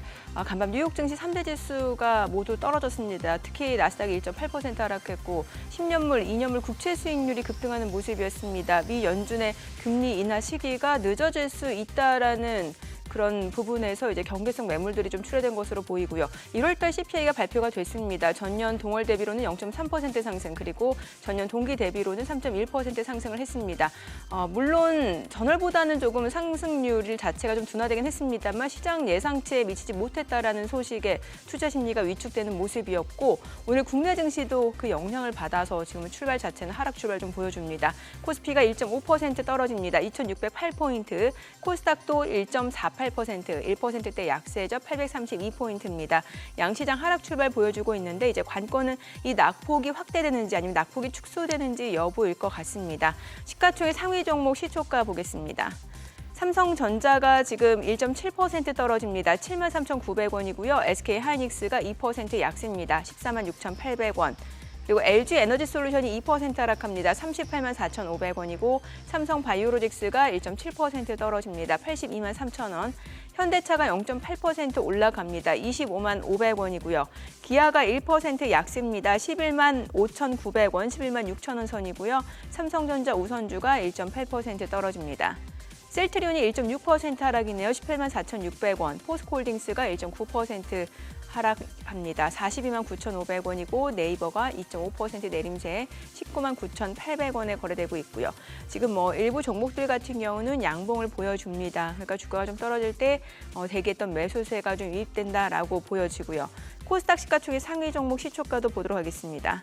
코스닥 에코프로비엠이 오늘 2% 약세입니다. 2거래 연속 하락 흐름 이어집니다. 235,000원 선에서 거래되고 있고요. 에코프로가 2.5% 떨어집니다. 619,000원. 그리고 HLB가 2% 하락 72,900원. HPSP가 2.8% 약세입니다. 57,700원이고요. 알테오젠이 1.3% 떨어집니다. 85,400원, 85,600원이고 레인보우 로보틱스가 0.98% 떨어집니다. 172,100원이고요. 셀트리온 제약이 1.3% 하락하네요. 103,100원. 엔캠이 좀 많이 떨어집니다. 3.7%, 2.4% 약세 261,000원이고요. 신성 델타테크가 3.5% 하락하면서 129,900원이고요. 리노공업이 3% 떨어집니다. 212,500원에 거래되고 있습니다. 자, 오늘 시장이 좀 하락 흐름 이어지고 있는 가운데 또 시장 대비 견조하게 좀 상승을 보여주고 있는 종목이라든지 섹터 좀 보도록 하겠습니다. 보험주들이 강세 흐름을 보여줍니다. 아무래도 미증시 쪽에서 이제 10년물 국채 수익률 그리고 2년물 국채 수익률도 단계 좀 급등을 했고 미 연준이 금리 인하 시기를 늦출 수도 있다는 소식. 결국에는 고금리 장기화가 될 수 있다라는 거고 이렇게 되면 보험주들 같은 경우는 이제 좀 어느 정도 좀 수혜가 예상된다라는 분석이 나올 수밖에 없겠죠. 현대해상이 0.7% 올라갑니다. 35,500원. DB손해보험이 0.7% 상승 97,500원. 흥국화재가 많이 올라갑니다. 13% 급등 6,000원이고요. 반면에 하나손해보험은 1% 약세입니다. 지금 보험주 내에서도 좀 종목별로는 희비가 엇갈리고 있고 개별적인 모멘텀에 따라서 주가가 많이 움직이고 있다라고 보시면 될 것 같습니다. 자, 그리고 오늘 항공주들도 간단하게 좀 보도록 하겠습니다. 유럽연합이 이제 대한항공과 아시아나항공 합병과 관련해서 조건부 승인 소식 전해지고 있고요. 다만 주가 자체는 그런 부분이 이미 좀 반영됐다라는 측면이 있는 것 같습니다. 호가와는 움직임이 또 다르죠. 호가에서는 사실 대한항공, 아시아나항공 두 종목 모두 상승이 좀 예상이 됐었습니다만 지금 주가 자체 개장하고 나서 보니 아시아나항공은 3% 약세고 대한항공도 1% 내림세입니다. 반면에 LCC 업체들 같은 경우 진에어 티웨이 항공이 지금 0.5%에서 4% 강세를 보여주고 있는 것으로 확인이 됩니다. 자, 지금 시간 9시 4분 지나갑니다. 수급 상황 좀 체크해 보도록 하겠습니다. 오늘 유가증권 시장에서는 지금 개인 투자자가 821억 원 순매수고요. 외국인은 726억 원 매도 우위, 기관도 99억 원 순매도를 나타내고 있습니다. 어제와는 또 반대되는 매매 포지션을 좀 보여주고 있는 수급 주체라고 보여지고요. 코스닥 같은 경우는 개인과 외국인이 삽니다. 각각 113억 원. 지금 코스닥 다시 한번 좀 돌려볼게요. 코스닥이 19억 원 순매수고요. 외국인 58억 원 순매수입니다. 기관이 40억 원 매도 우위를 나타내고 있습니다. 자, 지금 시각 9시 4분 지나갑니다. 환율 오늘 좀 궁금해지는데 오늘 외환시장 개장 상황입니다. 달러원 환율입니다. 지금 보게 되면은 많이 올라가네요. 11원 90전 상승한 1,340원에 개장이 됐습니다. 자, 오늘 환율 자체 급등은 좀 어느 정도 예상이 됐던 부분이고 예. 그래도 다행인 거는 시장 낙폭이 더 커지지는 않네요. 그러네요. 네. 예. 일단은 현재 뭐 개장초 흐름으로 봐서는 뭐 외국인들이 그렇게 매도세가 그렇게 세지는 않은 것 같고 자기들도 체면이 있지. 그렇게 허겁지겁 사다가 또 화들짝 또 집어 던지기는 그렇겠죠. 항공주가 재밌네요. 항공주가 이렇게 보니까 헤드라인만 보면 사고 싶어지는 뉴스인데 우리 또 모닝벨에서 또 우리 또 팩폭 전문이신 우리 또 김대호 박사께서 또 이렇게 설명하는 내용을 듣다 보니까 오늘 어느 정도 주가 흐름이 이해가 되기도 하고 야 이게 그러네요. 이제 환율은 이따가 또 우리 저 증시타임 이후에 한번 NH선물의 김성현 매니저하고 한번 통화하면서 조금 더 심층적으로 한번 살펴보시도록 하죠. 네네네. 네. 그리고 앞서 수급 저희가 얘기하다가 네, 말았는데 네, 그 그러니까. 수급 얘기도 좀 여쭤볼게요, 네. 본부장님. 네. 자, 지금 전체적인 큰 유동성 수급은요. 네. 주식시장에 좋습니다. 즉 앞으로 금리를 내려줄 거고 예. 그리고 또 미국의 M2 증가율을 보시면은 상승을 하기 시작했어요. 그리고 또 중국 쪽에서는 아시겠지만 지준율 내려주고 있죠. 예. 그리고 또 금리를 또 추가로 내려줄 수 있는 가능성이 또 생기고 있어요. 여기에 이제 유럽도 쫓아갈 가능성이 높습니다. 그래서 글로벌 유동성은 확대가 될 가능성이 지금 점점 늘어나고 있어요. 자, 그렇다면은 이제 신흥국으로 자금이 들어와야 되잖아요. 네, 지금 신흥국으로 자금이 들어가는 것 중에서 보통 중국으로 많이 들어가는데 네. 그 부분 대비해서 우리나라 쪽으로 들어올 가능성이 상당히 높아지고 있습니다. 그래서 외국인들이 가장 글로벌 경쟁력이 있는 산업 같은 경우에는 투자를 늘리고 있는 모습이 확연하게 나옵니다. 예. 그래서 우리나라가 가장 글로벌 경쟁력을 갖추고 있는 산업으로 봤었을 때 당연히 자동차, 전기차 이쪽 관련 쪽이고 또 당연히 반도체 쪽입니다. HBM 관련 쪽. 네네. 그러다 보니까 가장 대표적으로 저평가되어 있다고 느껴지는 게 기아차이고 예. 또 가장 상승 여력이나 뭐 성장성이 높다고 느껴지는 게 SK 하이닉스가 되겠습니다. 네. 그래서 외국인들이 보니까 뭐 엄청나게 많이 사고 있더라고요. 이 두 종목은 이제 그런 모습들이 지금 자꾸 나올 거라고 생각하고 있고요. 또 여기서 당연히 또 이제 또 더 큰 종목으로 보면 현대차가 있을 거고 네. 삼성전자가 있겠죠. 예. 그리고 또 그 전에 또 좀 더 세분화된 거는 한미반도체 같은 종목이 있겠죠. 그래서 상한가 뭐 지난 목요일인가요? 아무튼 들어갔던 그런 모습 나오고 있었고. 그래서 결국은 우리가 지금 보고 있을 때 한국도 그렇고 유동성 자체가 많이 안 좋아질 거라고 생각하실 필요는 없을 것 같아요. 네, 그래서 이렇게 하락을 할 때 외국인들이 봤었을 때 매력이 있다고 생각하는 종목들은 이렇게 이제 조정을 받을 때마다 늘려주는 게 좋겠고요. 또 더 중요한 부분은 결국 미국 시장이 좋아야 돼요. 네. 미국 시장이 꺾여서 이제 앞으로 이제 주구장창 하락할 거다.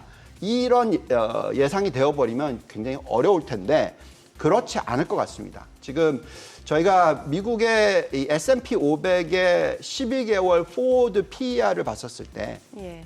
차트를 한번 띄워주시면 지금 어제 좀 빠졌기 때문에 이제 어느 정도까지 나오고 있냐면 20배 정도가 나오고 있어요. 예, 요 차트입니다. 예, 보시면 지금 현재 20배인데 5년 평균이 19배고요. 10년 평균이 17.7배입니다. 그래서 10년 평균 보지 말고 우리 19배로 보면은 지금 비싸죠. 예.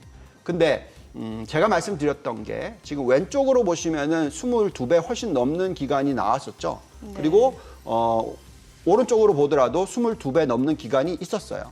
예, 이렇게 갈 수 있는 타이밍이 언제냐면 인플레이션이 잡힌다고 생각할 때입니다. 그래서 우리가 2%대 인플레이션을 보게 된다 그러면은 충분히 22배 이상으로 PER이 확대가 될 수 있을 가능성이 있다. 자, 이제 그걸 가지고 우리가 이제 좀 계산을 좀 해봤습니다.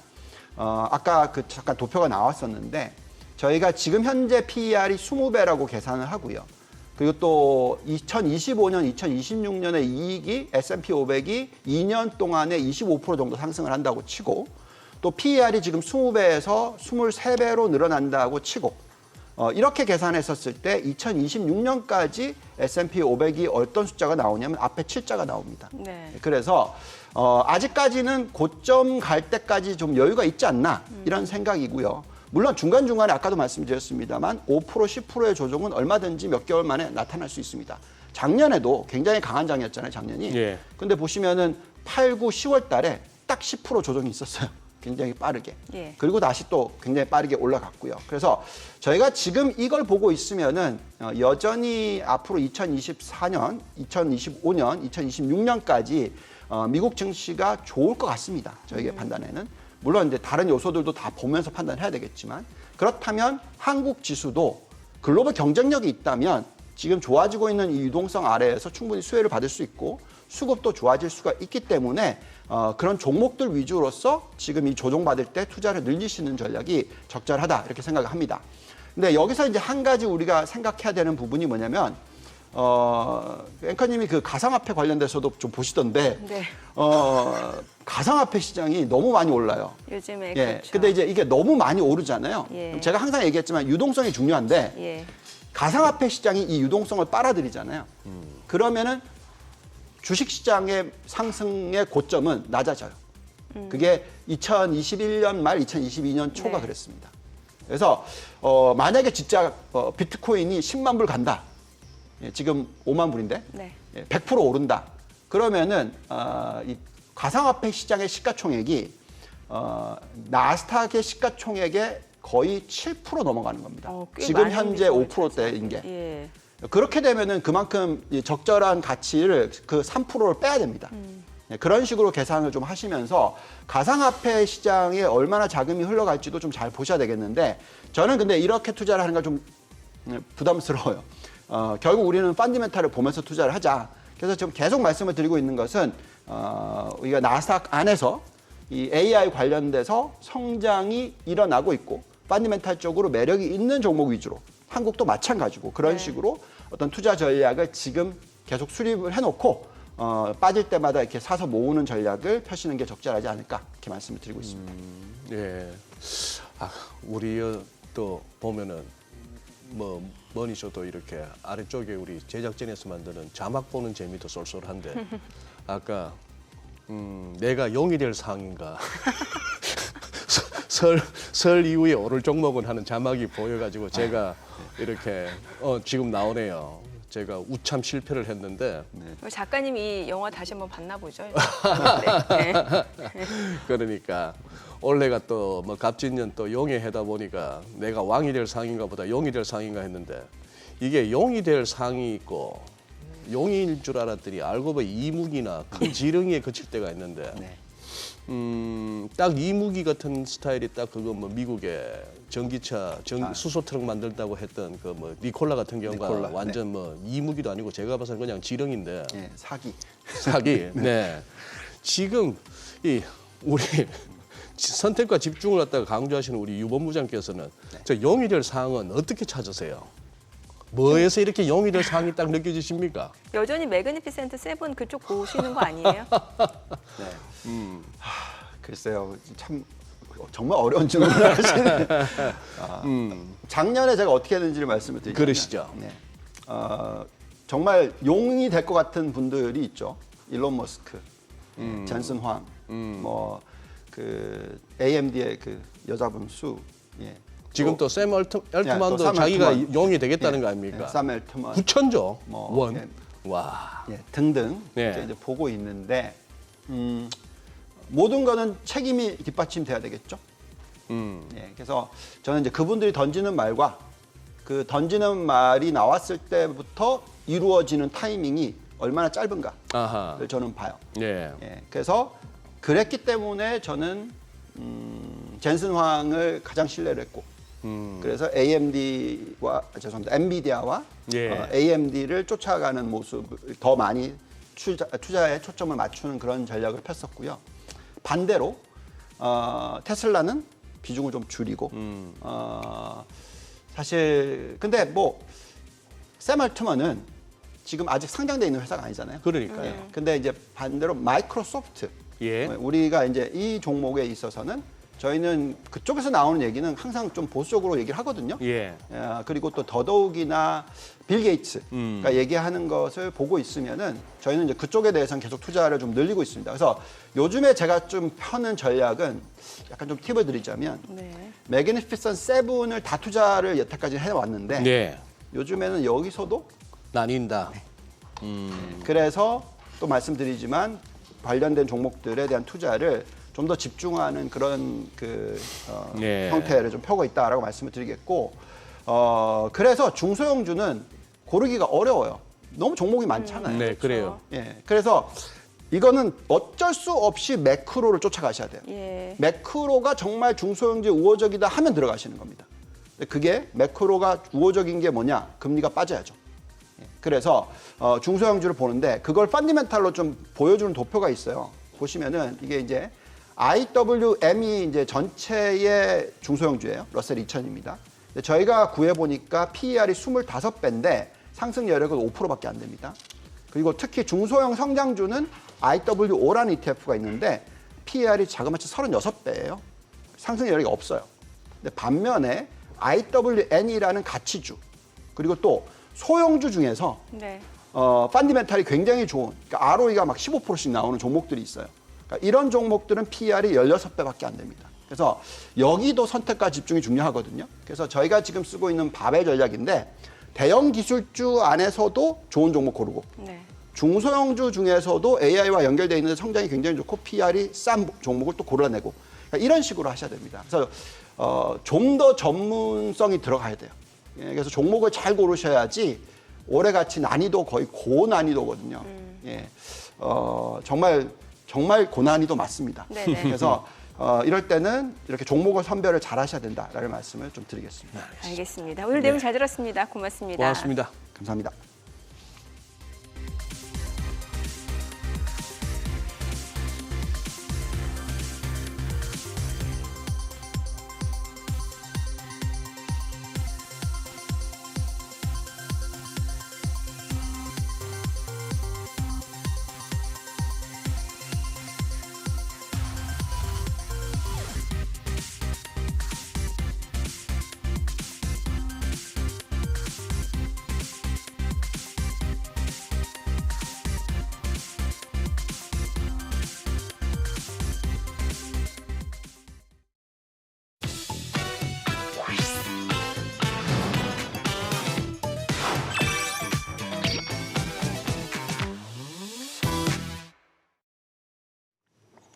미 국채 금리와 달러 동반 강세가 나타나면서 달러 환율이 지금 1,340원 선 부근에서 움직임이 이어지고 있습니다. 이번 달 환율 시장 흐름 NH선물 김승혁 매니저 연결해서 들어보겠습니다. 안녕하세요. 안녕하세요. 네, 안녕하세요. 네, 자, 김 매니저님.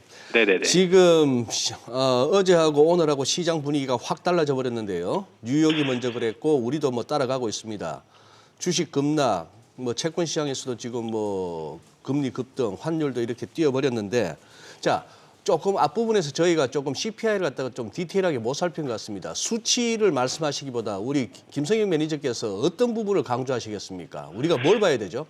아무래도 최근 오늘 같은 CPI 같은 경우에는 네. 수치는 당연히 뭐 서프라이즈인 건 누구나 알고 계신 상황이잖아요. 네. 근데 좀 중요한 거는 아무래도 슈퍼코어 CPI마저도 같이 한번 올랐다. 그리고 이제 3개월 정도 연휴라. 그러니까 이거를 일반적으로 연준이 바라봤을 때는 이거를 해당 CPI만 보는 게 아니라 그럼 추세가 어떻게 되고 있느냐를 좀 살펴보는데 그런 연휴라를 했을 때 이게 다시 한번 좀 오르고 있는 상황이다. 이런 거를 통해서 봤을 때 어떤 물가에 대한 하락세가 확실하게 둔화됐다라고 좀 보고 있는 상황이고 이러한 것들이 심리적인 위축세를 좀 만들어냈다라고 보고 있는 상황입니다. 특히 이제 근원 상품 같은 경우에는 많이 좀 내려왔지만 근원 서비스 특히 쉘터, 렌트, OER 같은 경우가 많이 뛰었다라는 부분에 있어서 주거비 안정에 대한 기대가 꾸준하게 시장을 눌러왔는데 이런 것들이 다시 한번 되돌려지면서 재차 지금 환율 같은 경우에는 1,340원대를 추격하고 있는 상황이고요. 미 국채 금리 같은 경우도 다시 한번 급등한 그런 어떤 모습을 좀 연출하고 있다.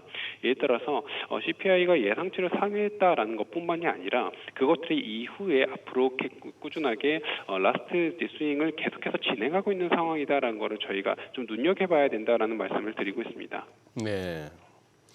그래요. 네. 자, 그럼 예. 네. 하세요. CPI 포인트 말씀 주셨으니까. 지금 조금 시장이 뭐 야구로 치면 좀 역동작에 걸린 것 같은데요.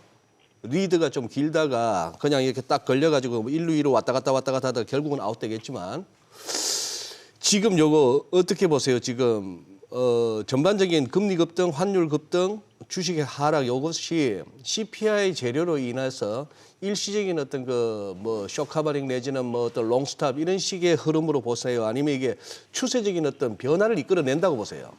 우선은 추세적인 변화는 분명히 4월 에서 5월까지는 저는 이어질 수는 있을 거다. 다만 그 상당 룸 자체는 크지 않을 거다라고 보고 있는 상황이고요. 왜냐하면 지금 같은 경우에 CPI가 당연히 물가 하락 압력에 대한 기대가 좀 소진된 면모가 있다. 그렇기 때문에 이후에 대한 어떤 물가의 주거비 상승 등이 이어진 경우에는 우리가 이제 2%대를 다시 한번 물가가 들어서면서 연준이 금리를 인하할 수 있는 그런 근거 자체가 마련될 거다라는 기대가 소멸된 거거든요. 이제 이러한 측면에서 봤을 때 4월에서 5월까지는 꾸준하게 아무래도 좀 상승 압력으로 남아 있을 만한 재료는 있다라고 말씀을 드립니다. 다만 상승 룸 자체는 작다라고 보는데 이제 4월에서 5월까지 금리 인하에 대한 어떤 가능성을 저희가 측정하는 가장 큰 이유는 사실 소비에 대한 위축 가능성 그리고 미국 경기에 대한 불안 가능성이거든요.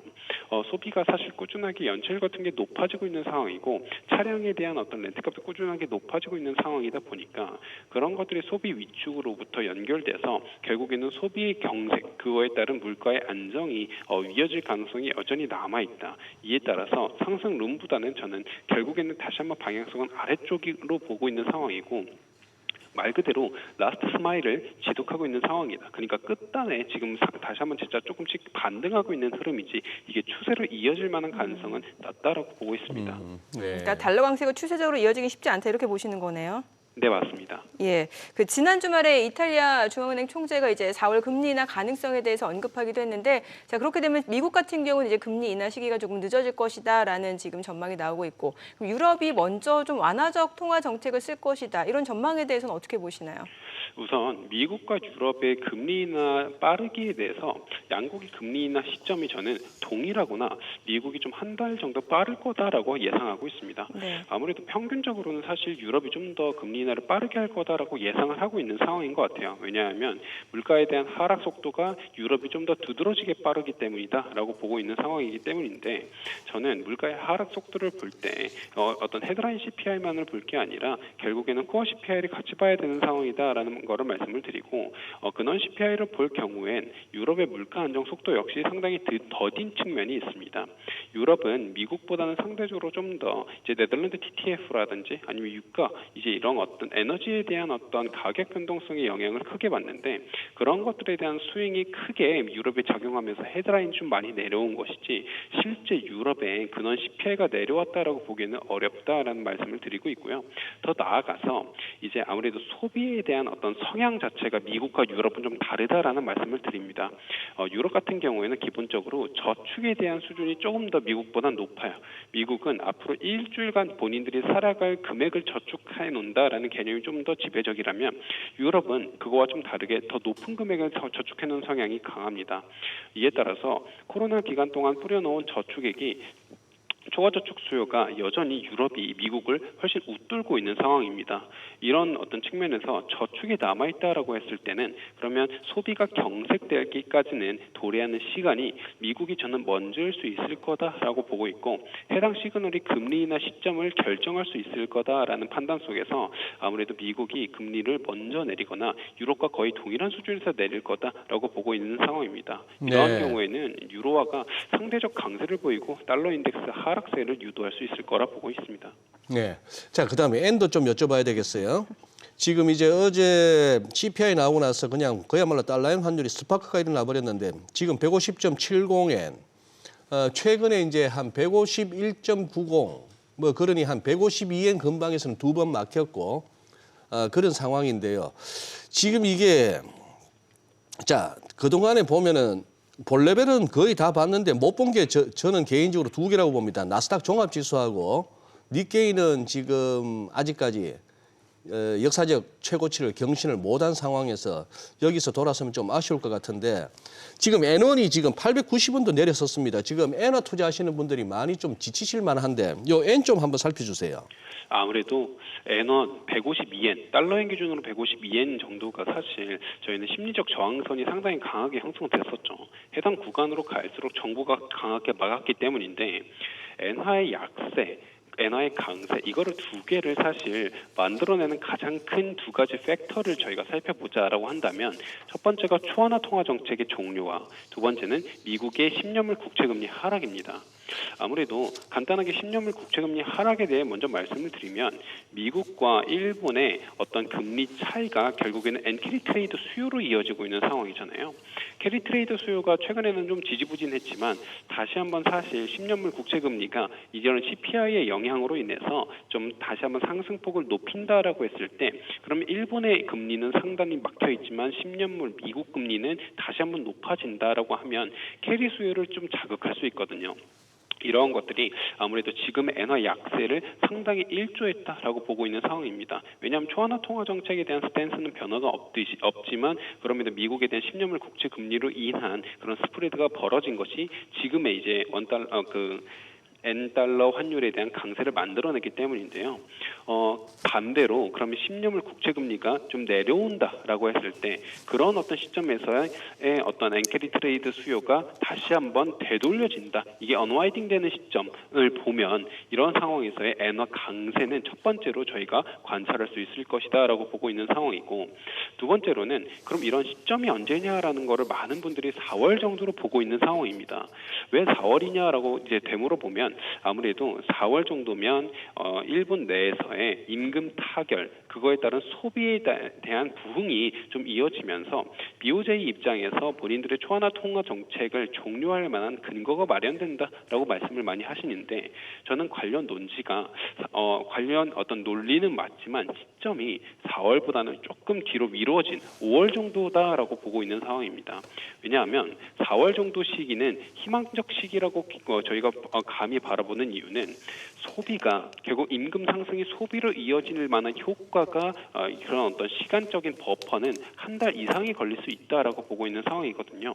3월 정도에 임금 타결이 돼서 4월 정도에 실질적 임금 상승이 된다라고 했을 때 그것이 즉각적 소비로 연결돼서 소비에 대한 경색이 좀 완화되는 시점은 저는 5월 정도다. 그 데이터가 나와야 BOJ가 비로소 본인들의 목소리를 좀 강하게 낼 수 있는 상황이다라고 보고 있는 상황이고 결국 지금의 어떤 초안화 통화 정책을 꺾어서 물가를 잡고자 하는 거는 이제 BOJ가 아니라 아무래도 일본의 이제 재정부인데 어떤 일본의 지지율이 너무 떨어지고 있다 보니까 본인들의 판단으로서 이런 지지율의 회복세를 위해서 결국에는 금리를 높여서 물가를 잡아내는 그런 어떤 그림을 꿈꾸고 있는 건데 이러한 논지도 4월 전까지도 좀 설득력이 없고 이후에 소비가 어느 정도의 개선세를 보인 이후 5월 정도쯤에는 이런 어떤 데이터를 기반으로 본인들의 목소리를 좀 강하게 낼 수 있을 거다라고 보고 있는 상황입니다. 또한 네. 아까 말씀드렸듯이 네, 안 되겠다. 김성윤 매니저님. 네네. 이런 식으로 하실 거면 스튜디오 나오셔야 돼요. 알겠습니다. 아침에 바쁘시겠지만 상암동이 멀긴 하겠지만 이런 식으로까지 하시려면 진짜 나오셔야 돼. 알겠습니다. 네, 원래 그래요. 요약이 제일 어려워요. 네, 알겠습니다. 지금 다음 코너가 있어서 오늘 여기까지만 듣겠습니다. 네, 알겠습니다. 예, 네, 고맙습니다. 잘 들었습니다. 네, 감사합니다. 네, 우리나라 국민건강보험제도 전 세계에서 찾아보기 어려울 정도로 의료비 부담을 줄여주는 제도죠. 최근 지역이나 필수 의료 공백으로 환자들의 불편이 커지고 재정은 눈에 띄게 줄어들면서 변화가 필요하다는 목소리가 커졌는데요. 이번에 대대적인 개편에 들어갑니다. 네, 병원 가시다 보면 느끼시겠지만 본인 부담이 갈수록 높아지고 있고요. 또 그런데 또 자주 가지 않는 분들에게 또 보험료 환급해주는 그런 제도도 이렇게 마련되나 봅니다. 자, 무엇이 어떻게 바뀌는지 한번 함께 살펴보시죠. 오늘 리틀코리아 홍승희 본부장 함께 하십니다. 어서 오세요, 본부장님. 안녕하세요. 오래 예. 기다리셨죠? 일단 올해 보험료율은 유지됩니다. 네. 저러니까 기분은 좋아 보입니다만 작년에 너무 많이 올랐어요. 네, 맞습니다. 네. 네, 올해는 건강보험료율이 7.09%로 동결이 됐습니다. 네. 이게 2017년 이후 7년 만에 처음이거든요. 그래서 이렇게 동결을 하면서 물가급 금리 등으로 어려운 국민 경제 여건을 고려했다라고 함께 이야기를 했는데요. 아마 이런 결정 전에는 또 치열한 논의가 있었던 것으로 우리가 예상해 볼 수는 있을 것 같습니다. 왜냐하면 건보 재정에 따르면 단기 수지가 올해 같은 경우는 2조 6,402억 원의 흑자에서 2025년에 4,633억 원으로 줄어들고 2026년에는 3,072억 원으로 적자 전환이 된다라고 합니다. 그런데 그 이후에는 가파르게 적자가 이제 확대될 것이다라고 보고 있는데요. 이게 보수적으로 보는 건보 재정 전망에 따른 거고 국회 예산처에서 본 전망은 훨씬 더 가파르게 적자가 더 빠르게 달성이 되는 걸로 나와 있거든요. 네. 그래서 아마도 65세 이상 고령 인구가 증가함에 따라서 의료비 폭증하고 또 저출생으로 인한 건보 수입이 좀 줄어들다 보니까 지속 가능한 건보 재정을 운영해야 된다라는 게 또 어렵다라는 판단도 있는 것 같습니다. 그래서 재정 바구니는 줄어드는데 혜택을 받는 사람이 늘어나면 결국은 보험료를 더 보장을 줄이거나 보험료를 더 내거나 보험료를 내는 사람들이 늘어나야 되겠죠. 네, 이런 고민이 좀 필요할 것 같습니다. 네. 사실 이게 뭐 재정 자체가 고갈되면 국민건강보험제도를 유지하기가 어려운 상황이고 그러다 보니까 이번에 이제 대수술이 네. 들어가게 되는데 기본적인 방향이 어떻게 되는 거예요? 네, 이번에 지난 4일 보건복지부가 발표한 제2차 네. 국민건강보험 종합계획에 따르면 안정적인 건강보험 재정 운영이라는 목표를 위해서 건강보험료율의 법정 상한을 올리고 또 의료 남용을 차단하겠다라는 골자로 이제 발표를 했습니다. 네. 그래서 의료 격차를 축소하고 그리고 필수 의료 확대 등 의료 개혁 분야와 또 지속 가능한 건보 재정을 유지할 수 있는 건보 재정의 효율적인 관리 등 두 마리 토끼를 동시에 잡겠다라고 발표를 했거든요. 그래서 건강보험료율의 상한은 지금 현재 7.09%로 현재 8%인데 우리나라의 현재 건강보험료율은 7.09%로 상한에 거의 다다르고 있죠. 그래서 여기에 대한 변화가 필요하다라는 얘기가 있고 또 저출산과 또 총 인구 감소 저성장 기조로 보험료 수입이 또 정체되면서 재정 유지가 어렵다는 우려가 제기되고 있습니다. 그런데 또 여기에 대해서 또 다른 나라보다는 괜찮다라는 이야기도 하고 있는데요. 왜냐하면 이미 일본은 10에서 11.82%, 프랑스는 13.25%, 독일은 16.2% 정도의 보험료율을 보이고 있기 때문에 우리나라보다는 상당히 높은 수준이죠. 그래서 괜찮다라는 목소리를 조금 안심해도 된다는 얘기도 하는 것 같지만 유례 없는 초고령 고속화되는 이제 고령화 사회로 진입이 되면서 안심만 하고 있을 수는 없는 것 같습니다. 네. 그래요. 뭐 이렇게 보험료율이 이렇게 추세적으로 이렇게 쭉 올라오고 있는 모습이기도 하고 저만 하더라도 직장 다닐 때하고는 다르게 보험료 떼갈 때마다 이렇게 눈물이 찔끔찔끔 나는데요. 그런데 그래도 우리나라는 다른 나라들의 부러움을 사는 나라 아닙니까? 맞습니다. 네. 우리나라 건보 시스템이 워낙 잘 돼 있다라는 돼 얘기도 있고. 많이 듣고 있죠. 네. 그리고 이번에 발표된 자료에 따르면 전체적인 큰 틀을 보면요.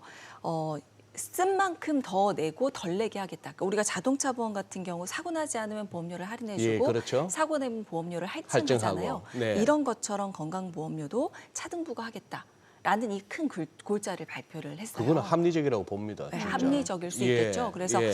연간 의료 이용이 적은 건보 가입자들 같은 경우는 건강 바우처를 지급을 해주겠다. 그래서 전년 납부 보험료의 10% 연간 12만 원 최대 한도로 건강 바우처를 지급하겠다라고 발표를 했는데요.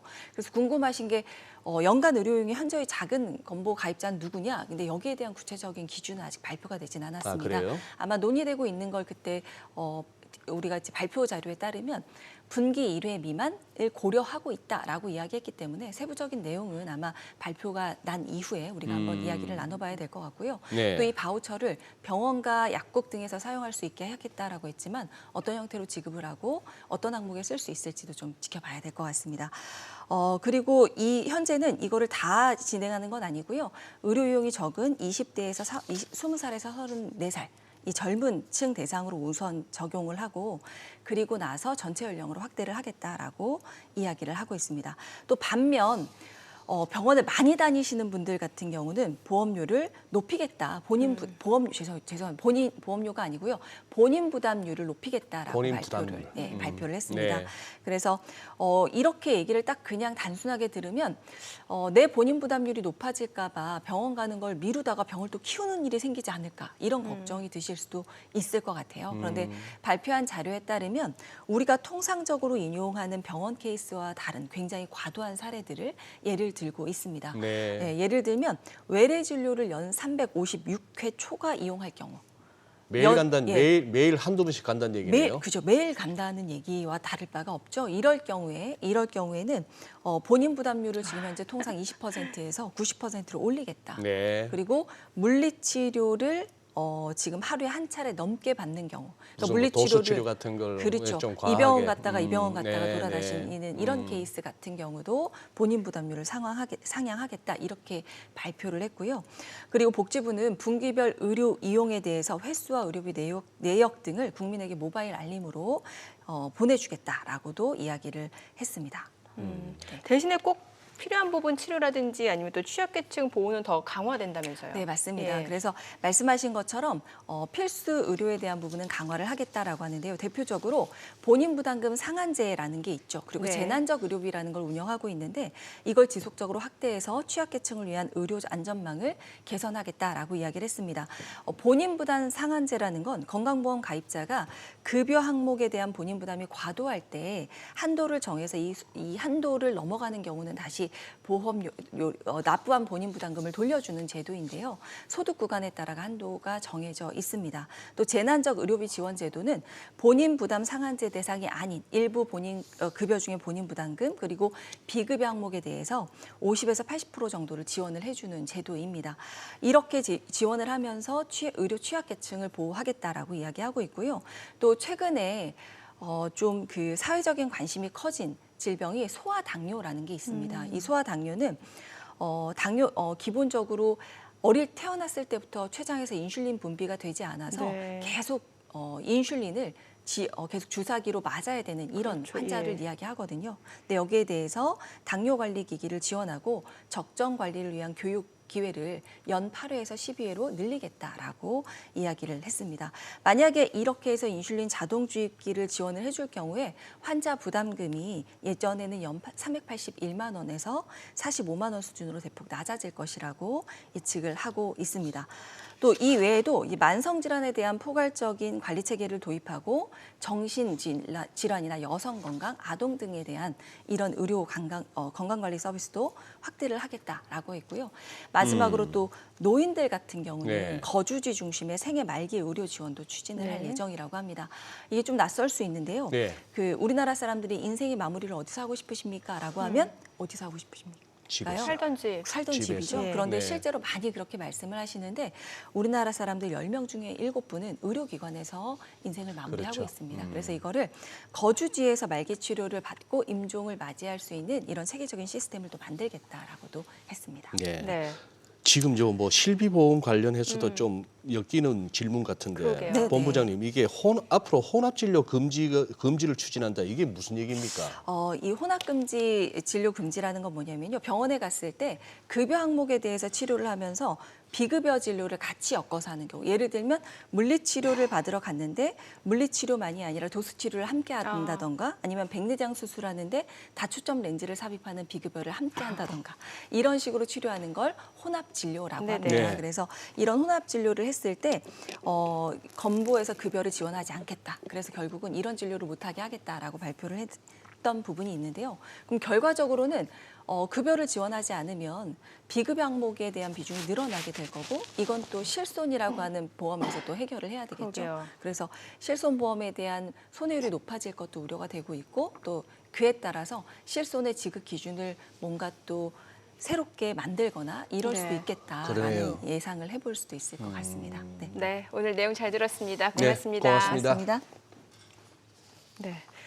지금 보니까 시장이 좀 낙폭이 다시 좀 커지고 있는 양상인데요. 그러네요. 오늘 보니까 외국인하고 기관은 다시 파네요. 네. 글쎄요. 중국 증시 개장 이후에는 조금 네. 이렇게 변화가 생길지 모르겠습니다. 몇 시간 이후 좀 봐야겠네요. 한번 봐야 되겠는데 어쨌거나 뭐 조금 그동안 과했던 부분에 대한 조정은 불가피해 보입니다. 네. 네. 자, 오늘 중국 시장이니까 내일부터 봐야 돼요. 오늘 중국 노는구나. 춘지가 길죠. 이번 주. 이번 주 네. 내내 놀더라고요. 네. 맞아요. 자, 저희 네. 방송 중에 전해드린 내용과 관련해서 모든 투자 판단의 책임은 투자자분들께 있다는 점 알려드립니다. 네, 세상의 모든 돈 되는 정보 100분 머니쇼. 오늘은 여기서 인사드리겠습니다. 저희는 내일 오전 8시에 찾아뵙겠습니다. 고맙습니다.